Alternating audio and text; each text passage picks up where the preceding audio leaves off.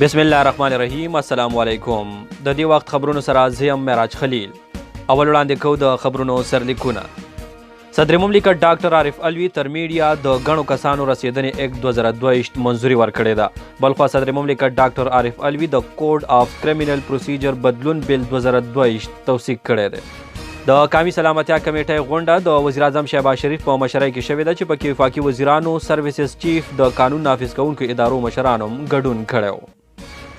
د خیبر پښتونخوا گورنر حاجي غلام علي ویلي دي چې د صوبې د اعلی تعلیمي ادارو ټولې ستونزې به په ترجیحي بنیادونو هوارولی شي. د خیبر پښتونخوا وزیر اعلی محمود خان د سیلګرۍ شعبه د معیشت په مضبوطیا کې ډیره د اهمیت وړ ګرځولې ده.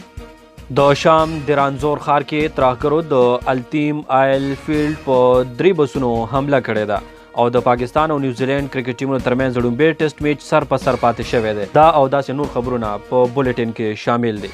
اوس د خبرونو تفصیل. صدر مملکت ډاکټر عارف علوي تر میډیا د ګڼو کسانو رسیدنې اکټ 2022 منظوري ورکړې ده. د اکټ نفاذ نه 6 میاشتې پس به په هر یو سرکاري او نجی الکترونیک میډیا، ذاتی مټ ټي وي چینلز، کیبل ټي وي یا په سوشل میډیا د پاکستان ساين لینګویج ویان نه بغیر د نیوز بولیټن اجازت نشي ورکولی. بلخوا صدر مملکت ډاکټر عارف علوي د کوډ آف کرمینل پروسیجر بدلون بیل 2022 توثیق کړی دی. د ایوان صدر لخوا جاری شوی اعلامیې تر مخه د بیل د لارې کوډ آف کرمینل پروسیجر 1388 په سیکشن 195 کې بدلون شوی دی. صدر مملکت د بیل منظوري د آئین آرټیکل 15 تر مخه ورکړی ده. د قومي سلامتیا کمیټې غونډه د وزیر اعظم شهباز شریف په مشرۍ کې شوې ده چې پکې وفاقي وزیرانو، سروسز چیف او د قانون نافذ کوونکو ادارو مشرانو ګډون وکړو. په دې موقع د هیواد د معیشت او امن او امان صورتحال تفصیلي جاج واخیستی شو. وزیر اعظم شهباز شریف غونډې ته په خپله وینا کې وویل چې د پاکستان مفادات به زیان له نشي ورکولی. ټول کام د ترهګرۍ او د ترهګرو په ضد په یوه بیانیه متحد دی. هغه زیاته کړه چې د پاکستان چیلنج کوونکو ته به سخت جواب ورکولی شي. یاد دې وي چې د قومي سلامتیا کمیټې غونډه به تر 2 جنوري کال 2023 پورې دوام لري چې پکې به د رامخته کیدونکو تجویزونو په رڼا کې فیصلې کولی شي. د خارجه چارو وفاقي وزیر بلاول بوټو زرداری د سیدوف بختیاروف ته د ازبکستان د لنډمهال خارجه وزیر په تعیناتۍ مبارکي ورکړې ده. تېره ورځ په خپل یو ټویټ کې خارجه وزیر د خپلې سمرقند دورې په مهال د هغه لخوا په زړه پورې میلمستیا ذکر وکړو. خارجه وزیر وویل چې د پاکستان او ازبکستان ترمنځ په بیلابیلو څانګو کې د اړیکو مضبوطیا لپاره په ګډه کار کولو ته سترګې په لار یو. او اوس صوبایي خبرونه.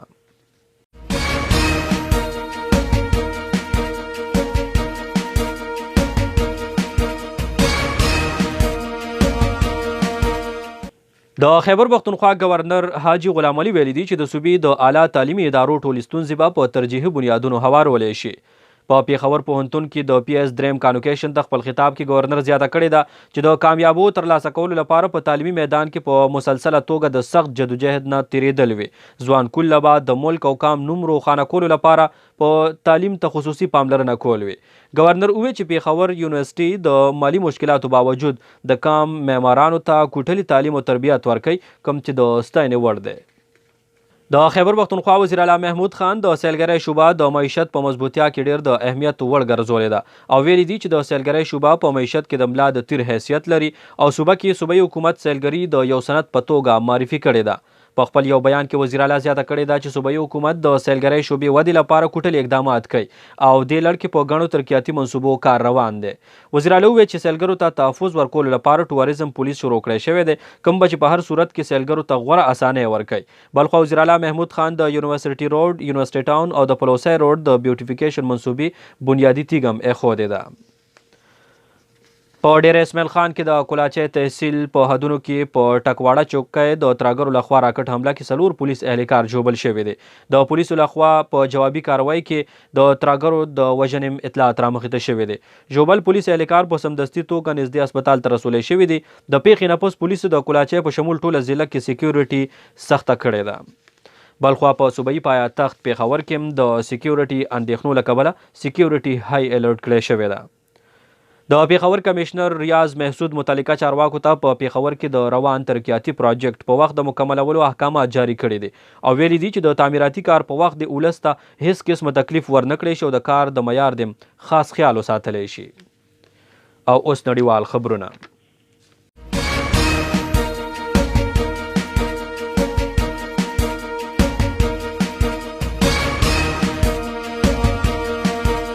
د شام دران روز ښار کې ترهګرو د التیم آیل فیلډ په 3 بسونو حمله کړې ده چې په نتیجه کې 10 تنه مړه او 2 ژوبل شوي دي. د ابلاغ ذریعو تر مخه چارواکو د 10 مړو کسانو تصدیق کړی دی او ویلي دي چې سیمه ولکه کې اغېستو سره د حمله کوونکو لټون هم شروع کړی شوی دی. په جنوبي افریقا کې د ګیس نه ډک ټرک د چاودنې په نتیجه کې د مړه شوو شمېره 29 ته رسېدلې ده. د میډیا تر مخه د ځایي چارواکو د وینا مطابق د پیښې ځای نه 100 میټره لرې هسپتال ته زیان رسېدلی دی، کوم کې چې 10 هیلث ورکرز مړه شوي دي. د فلپاین صدر به په 3 جنوري د چین 3 ورځنۍ سرکاري دوره کوي. د چین میډیا تر مخه د چین خارجه وزارت ویاند په یو بیان کې ویلي دي چې د فلپاین صدر د چین خپل همسنګ شي جینګ پینګ په بلنه په 3 جنوري د چین 3 ورځنۍ دوره کوي چې پکې به په مختلفو لوزنامو لاسلیک هم کولی شي. او اوس د لوبو خبرونه. د پاکستان او نیوزیلینډ کرکټ ټیمونو ترمنځ لومړی ټیسټ میچ سر په سر پاتې شوی دی. د کراچۍ په نیشنل سټیډیم کې شوی دی میچ په اخرینۍ ورځ د پاکستان ټیم نیوزیلینډ ټیم ته د 138 رنزونو هدف ورکړی، خو ولې میلمه ټیم د 5مې ورځې لوبې د ختمېدو پورې د 1 وکټ په تاوان 14 رنزونه جوړ کړي وو. د نیوزیلینډ ټیم لوبغاړی کین ویلیامسن د میچ غوره لوبغاړی ګرځولی شوی دی. دویم ټیسټ میچ به د دواړو ټیمونو ترمنځ د 2 جنوري نه په کراچۍ کې شروع کیږي.